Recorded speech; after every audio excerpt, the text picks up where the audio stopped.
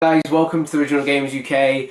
Sorry I've not had any videos up for the past week or so. I felt really shit, but it's Friday now, so I can relax. And anyway, I thought I'd show you some retro gaming pickups that I've acquired over the last couple of weeks. One of the games in particular I've been looking for a long time for the right price. I saw it at the Doncaster Gaming Market, but it didn't have the manual and I couldn't find it anywhere else. So I finally found one on eBay that was fully boxed, completed for a decent price, so I picked that up, and if you watch the channel I'm probably sure you'll know what that is.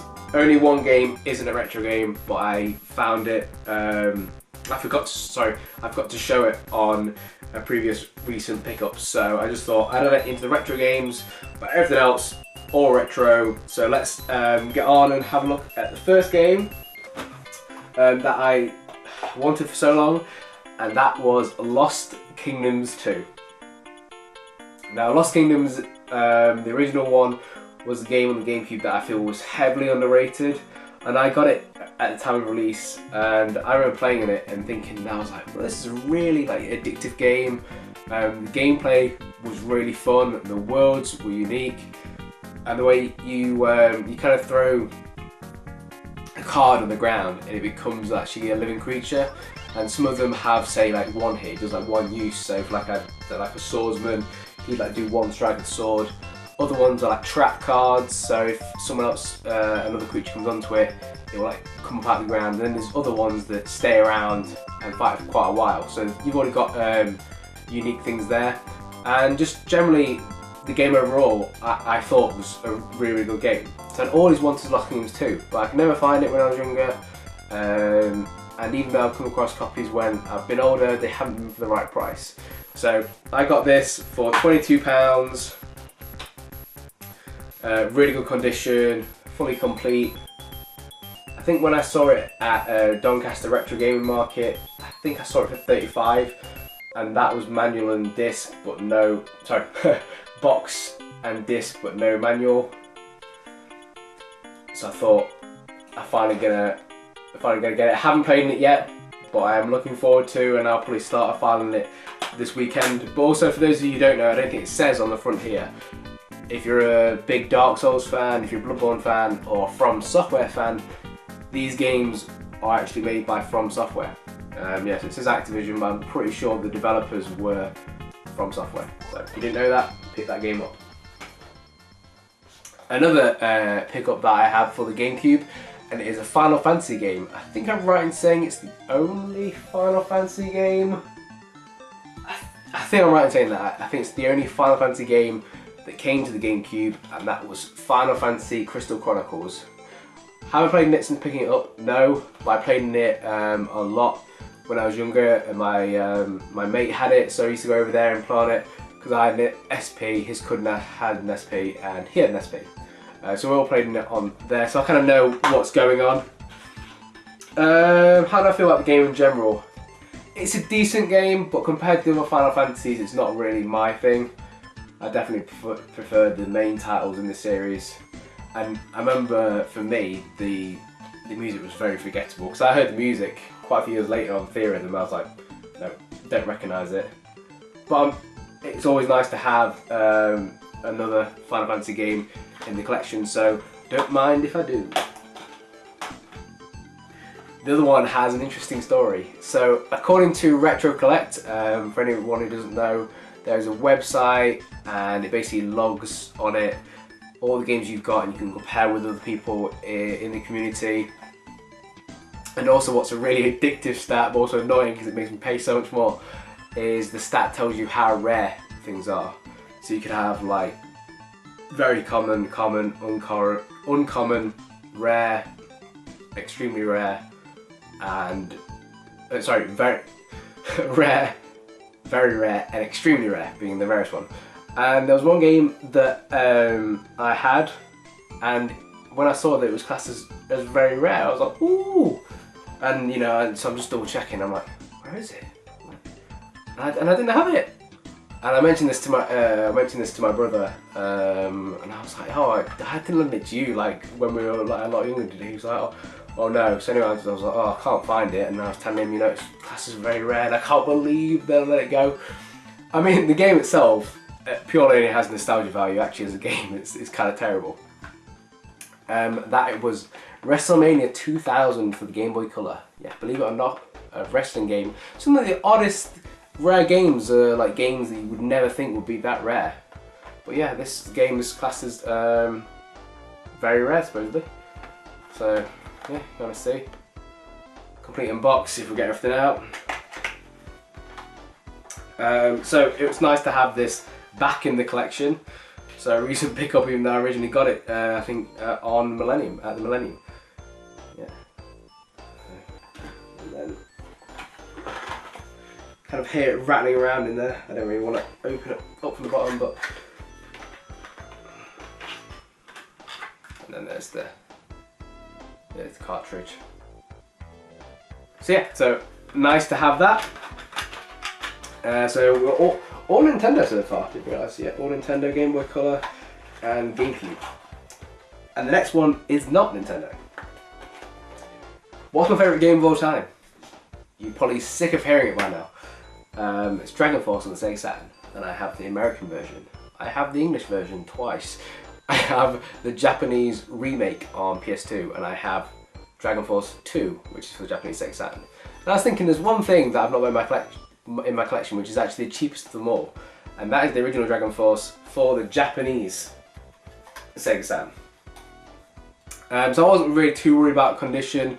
I just wanted to have it. But there's some things that which I find really odd. So you've got the spine card, and then on there it's kind of really cool. It's got a thing of Mikkel with Ween. It's just nice that all the Japanese ones come with the spine card. 2 discs. Sorry, not 2 discs, but 2 cases. And I didn't know if this was intentional or not, but I was kind of thinking, it's got everything in there. So it's got the manual, and then like the artwork on the front. So no disc on that side. It has the Japanese writing here, and then the English writing there. And this one's the alternate way, but it does it on both sides again. So you can kind of see that. And then this one, so the back on here is the same as the front, whereas this has just got the back to it. And on the front, well, here's the disc. Let's see. And then what's really cool, which is why I wanted the Japanese version, because even though I've got this badass poster, I don't really know how much you can see of it, posted there. The Japanese version is the only one that actually comes with the map of the world. Even though it's very small, very nice to have. And also on the back it tells you all like the stats of the different troops, all in Japanese. But when you play the game as much as I had, I can at least recognise what that actually means. I don't know how clearly you can see that. But no, nice to have that. And then just like another nice little thing, it's actually an advertisement for the guide, which I do have as well. So yeah, so that was a pickup that only arrived yesterday, and then I'll show you another thing that only arrived yesterday as well. And it is another Sega Saturn game, and that is a Sega Saturn game that is PAL Region. A series that I've always liked a lot for some random reason. I like anything that's quite like addictive and has like kind of a lot going on if you actually get into it.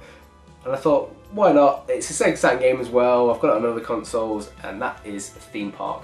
So I got this yesterday. But it's unfortunately it's in one of the really old kind of Saturn cases. So even though it's all in good condition, you kind of see it's very good condition. It's just that they're really, really loose. You've got to be so careful when you're opening it up, and also not to like tear the back of it. Disc is also in good condition. It's the manual's the only thing that's a bit tatty, but that's how it was described.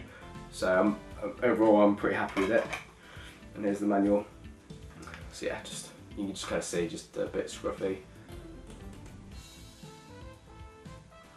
But a nice game to have anyway. Saturn stuff, always like my Saturn stuff. Okay, and now I'm going to go on to the game that is not a retro game, but one that I just forgot to add on to the recent pickups which is a Fire Emblem game for the 3DS. And that is Fire Emblem Fates, and I went with Birthright. What can I say about this game overall? Is it as good as Awakening? It's probably as good as Awakening. The storyline is just as good, the way they do the cutscenes is really cool. The gameplay, the storyline, everything I like. It's just the same thing though with me, that the challenge level on normal on this is what easy would have been on the others. And you know, for like if you play on the other games, they are hard. The older games are hard. Whereas this, it's kind of like it doesn't even get challenging. I would say, like, it doesn't even get challenging until about chapter 15. So apart from that though, really good game. But also, this isn't a thing against Nintendo. Everyone, it's just so much DLC, too much DLC for these games. And the fact that you had Birthright, Conquest, and then which was the one I began with R. I can't remember what it's called. But the fact that you had to like get the collector's edition if you wanted the whole story, dirty. And the last thing isn't the game, and it was something that I thought, yeah, just like WrestleMania 2000. But WrestleMania 2000, I didn't actually realise I'd lost that until I went to look for it to add it on.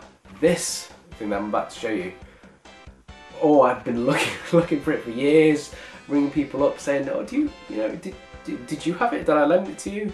Asking my brother about it, saying to other people, "I don't know, have you seen it when you like come around the games room? Because I just can't find it." And it was the Majora's Mask strategy guide. And I went to see one of my friends the other day.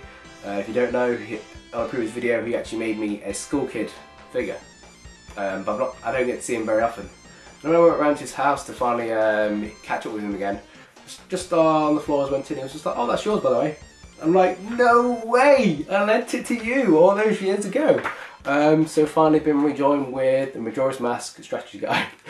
And it's a pretty bittersweet with this, because this is the reason why I would never use a strategy guide from the beginning of the game ever again. I like them to have as collector's items and to look back on them after I've completed the game, but never from the start.